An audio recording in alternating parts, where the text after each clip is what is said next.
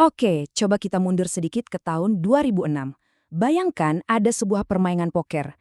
Tapi ini bukan sembarang poker. Lupakan Vegas, ini ada di sebuah kamar hotel super mewah di Manhattan. Suasana di ruangan itu tegang banget. Bukan cuma karena taruhannya gede, tapi ada sesuatu yang lebih dari sekedar uang, yaitu ego.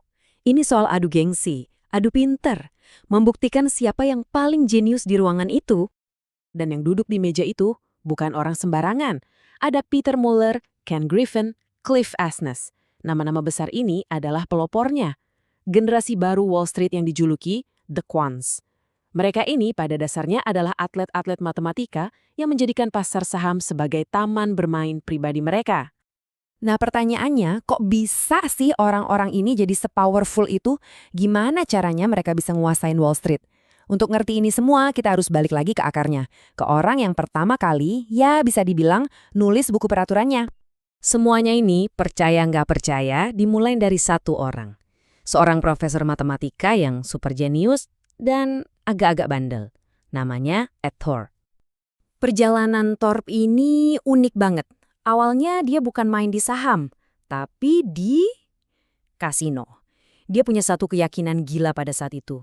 Nggak ada yang namanya kebetulan murni. Baik itu roda roulette atau setumpuk kartu blackjack, dia yakin di baliknya pasti ada pola. Pola yang bisa dibaca dan yang paling penting bisa dieksploitasi. Dengan metode yang sekarang kita kenal sebagai hitung kartu, Thorpe membuktikan sesuatu yang revolusioner. Keberuntungan itu bisa diciptakan. Tiap kartu yang keluar itu kan informasi kan? Nah, informasi itulah senjatanya buat ngalahin bandar. Ini bukan sulap, ini murni matematika. Dan disinilah momen ahahanya.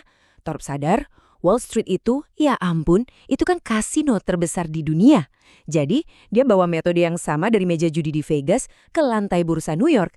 Dan boom, lahirlah generasi baru penyihir keuangan ini. Nah, para kuan yang ngikutin jejak Thorpe ini, mereka nggak cuma nyontek. Oh enggak, mereka membangun seluruh persenjataan teori dan rumus matematika yang jauh lebih canggih buat menaklukkan pasar. Senjata pertama mereka namanya arbitrase. Konsepnya tuh sebenarnya simpel banget.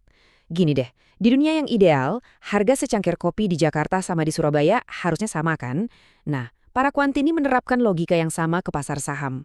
Mereka pakai komputer super canggih buat nyari kesalahan harga. Misalnya, ada saham yang harganya $100 di New York, tapi di London harganya 99,99. Mereka bakal langsung beli yang murah, jual yang mahal, di waktu yang bersamaan. Untungnya emang receh, tapi kalau dilakukan jutaan kali dalam sedetik, ya Anda bisa bayangin sendiri hasilnya. Oke, buat nemuin kesalahan ini, mereka kan butuh peta dunia yang benar itu kayak apa. Nah, peta itu namanya hipotesis pasar efisien. Teori ini bilang kalau harga saham itu udah mencerminkan semua informasi yang ada. Jadi pergerakannya ya acak aja. Bagi para quant, ini tuh kayak baseline kesempurnaan. Tugas komputer mereka ya cuma satu, cari penyimpangan sekecil apapun dari peta sempurna ini. Dan inilah dia, senjata pamungkasnya, formula Black-Scholes.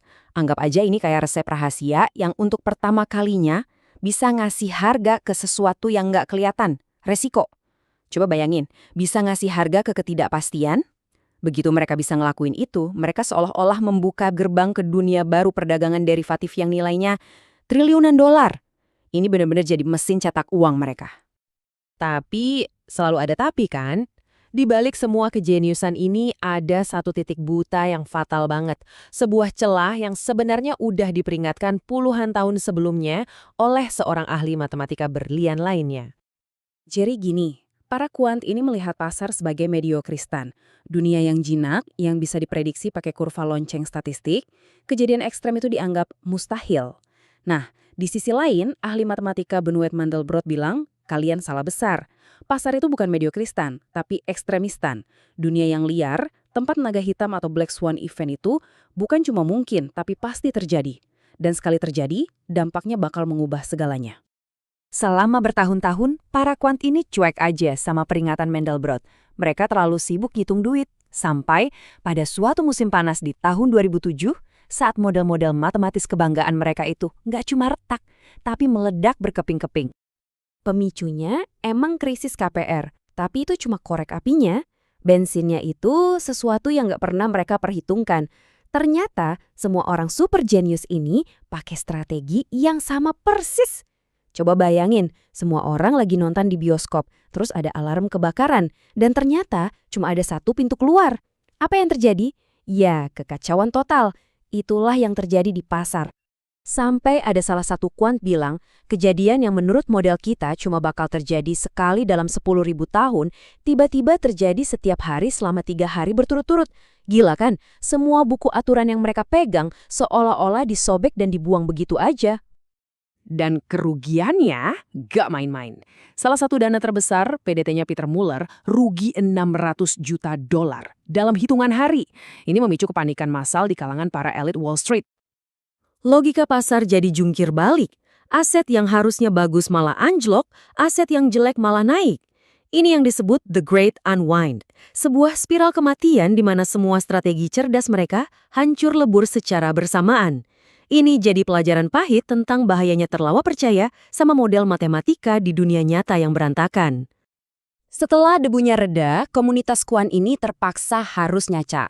Mereka harus berhadapan dengan kekuatan destruktif dari alat yang mereka ciptakan sendiri.